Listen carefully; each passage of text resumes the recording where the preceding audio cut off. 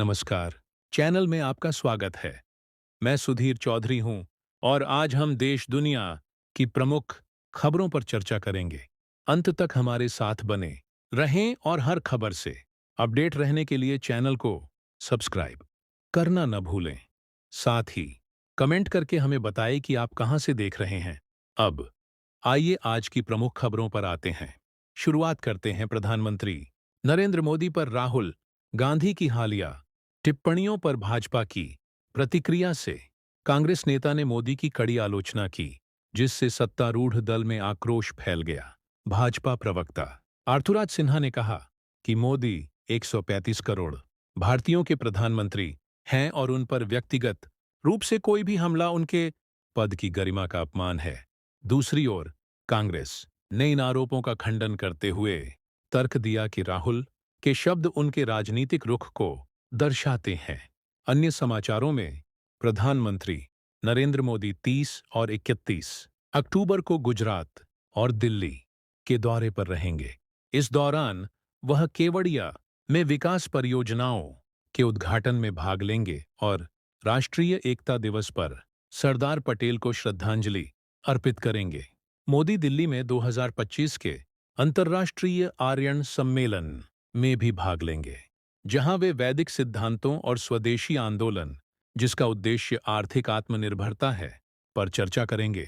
बिहार की राजनीति भी तीखे भाषणों से भरी रही है, खासकर अमित शाह के।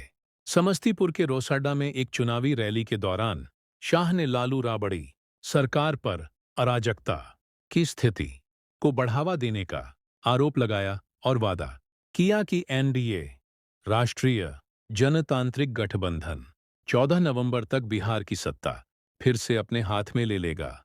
अपने भाषण में उन्होंने राज्य के विकास को सुनिश्चित करने के लिए भाजपा नेतृत्व और नीतीश कुमार और चिराग पासवान जैसे सहयोगियों की एकजुटता पर जोर दिया।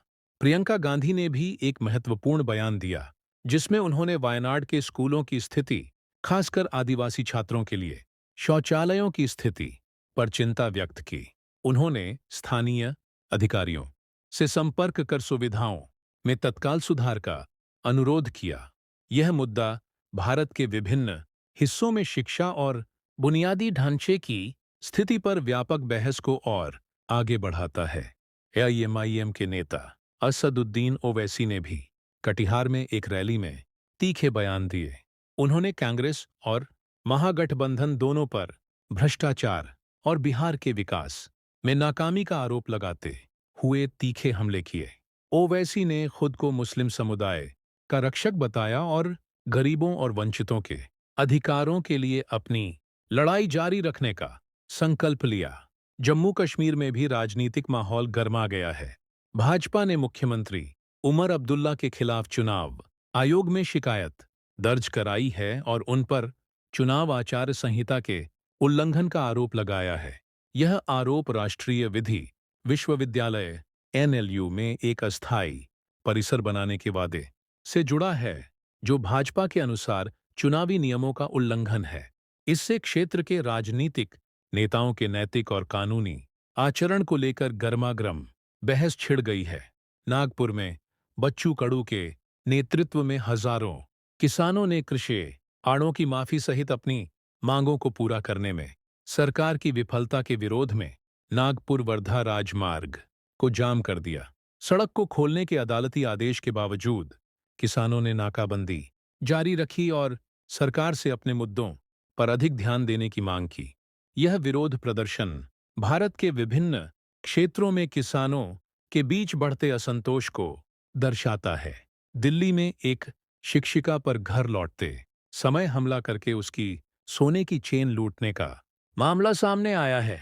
यह घटना सुरक्षा कैमरों में कैद हो गई, जिससे राजधानी में जन सुरक्षा को लेकर चिंताएं बढ़ गई हैं।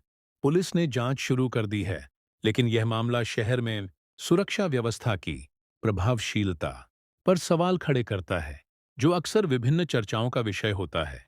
अंत में पूर्व अमेरिकी राष्ट्रपति डोनाल्ड ट्रंप ने प्रधानमंत्री नरेंद्र मोदी की सार्वजनिक रूप से प्रशंसा की, उन्हें एक निर्णायक नेता बताया और दोनों देशों के बीच सकारात्मक संबंधों पर प्रकाश डाला।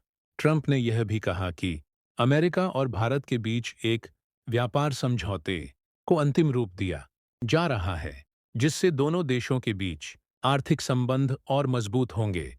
और इसी के साथ आज की मुख्य खबरें समाप्त करते हैं।